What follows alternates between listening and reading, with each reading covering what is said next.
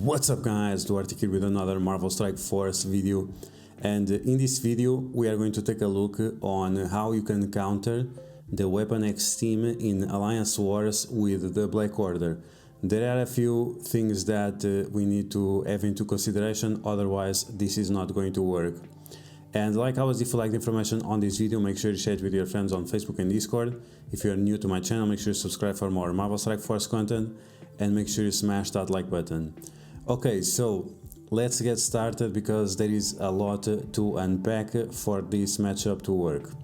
Okay, so the first thing that we need to have into consideration for this matchup to work is the positioning of the characters.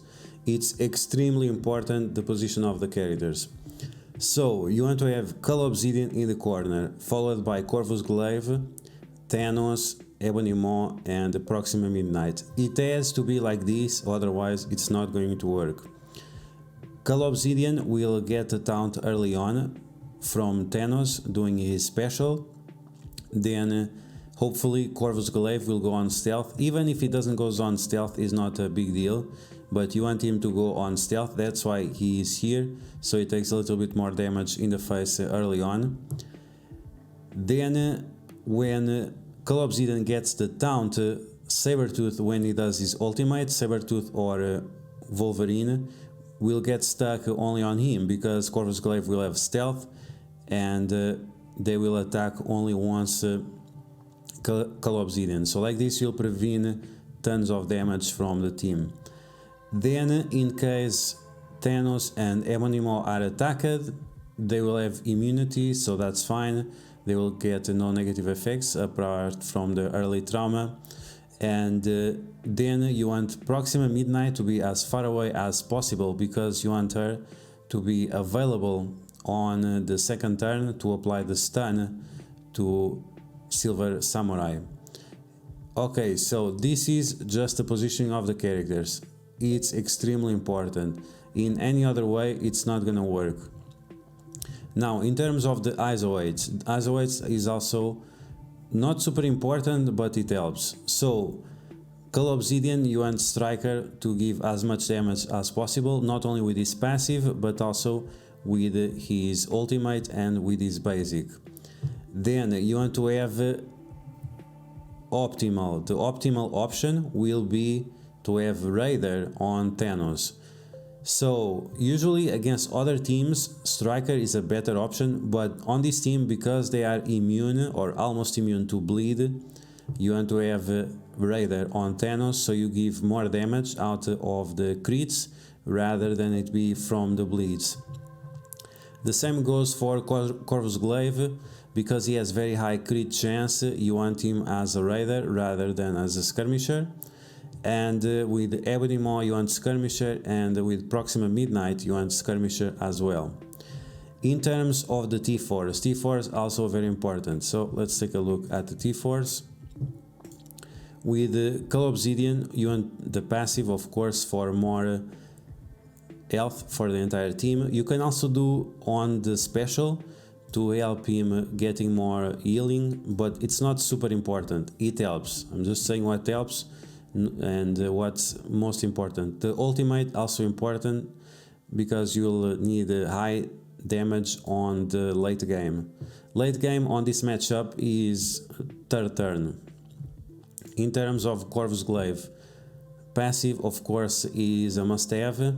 Then you want to have the ultimate, it helps quite a lot.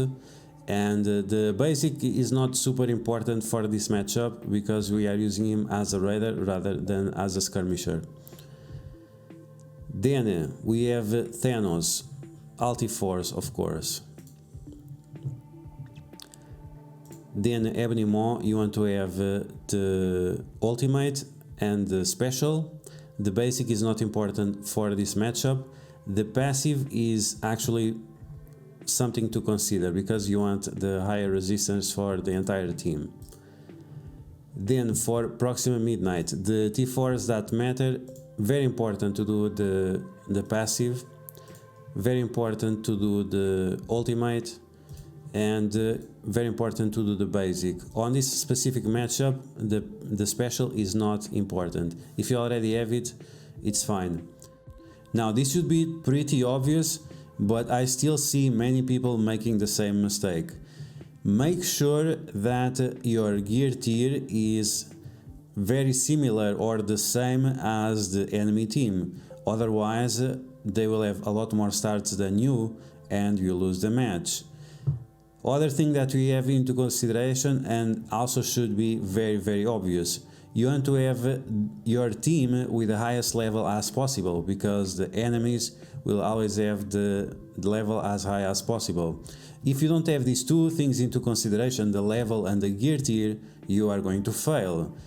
I have seen this many times where that people know that the team counters, but because they have a lower level or low gear tier, they fail. Make sure you don't do this. And finally, the last things that we need to have into consideration is to make sure that you have the same ISO 8 level, and also because this is an old meta team against a new meta team, you want to wait for at least the medbay is down in order to do this matchup. And you should always punch across or punch down just to make sure that you are able to win. Okay, so let's get started. Let's take a look at the match. There are a few things that we need to take into consideration while the match goes that will help you to win. If you don't pay attention to these little things, you can easily lose. So focus. Okay, so we start the match. We always have trauma and we always have the heal block. The only people that don't have is Thanos and Ebony Maw because they have the immunity. We start by attacking Omega Red. You want to give him as much damage as possible. Here, as you can see, he applied the heal block, the ability block to Thanos. That's fine, we have immunity. There are 4 characters that can deal with the ability block: Ebony Maw, Thanos, Corvus Glaive and Cull Obsidian.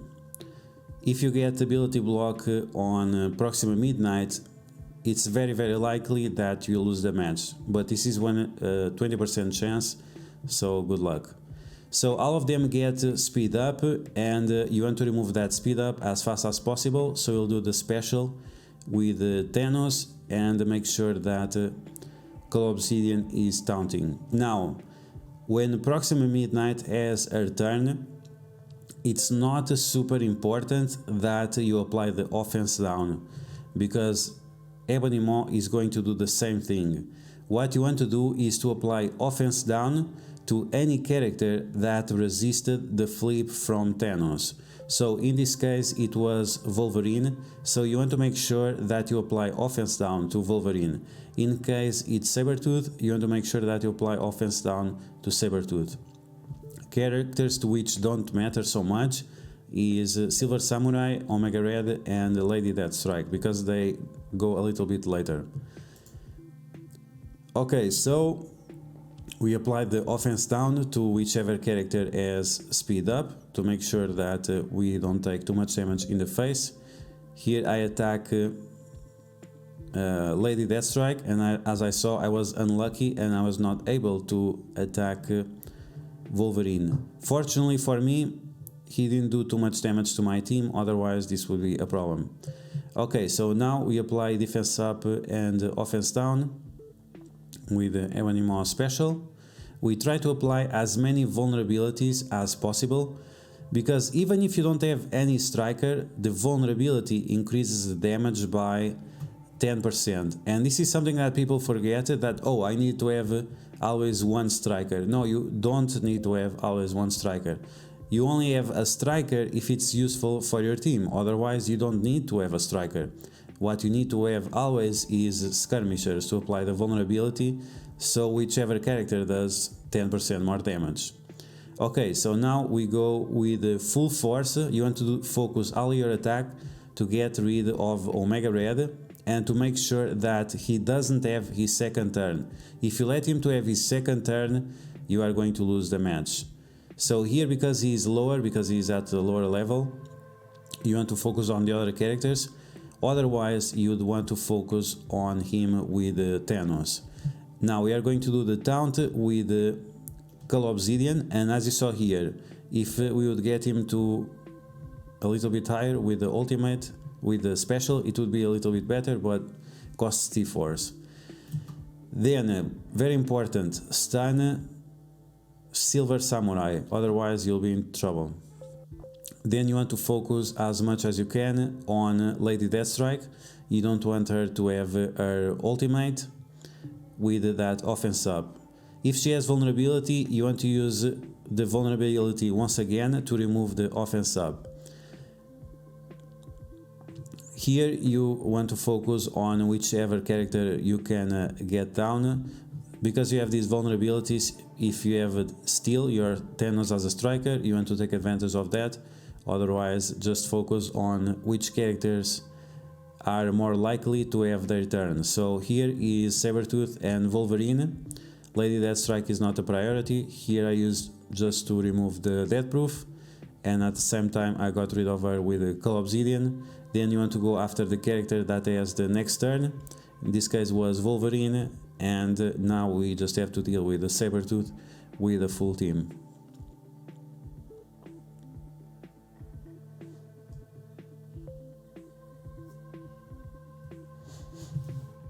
So yeah guys, that's gonna be the video. I hope you guys enjoy it. The Black Order versus the Weapon X in Alliance Wars. Once again, make sure you pay attention to the positioning of the characters, the mandatory T-Force, make sure the gear tier is the same, make sure your isolate level is the same, and make sure your level is the same. Otherwise, you will have troubles in this specific matchup. If you like the information on this video, like always, make sure to share it with your friends on Facebook and Discord. If you're new to my channel, make sure to subscribe for more Marvel Strike Force content. Stay tuned for more counters for the Weapon X team, and I'll catch you guys later.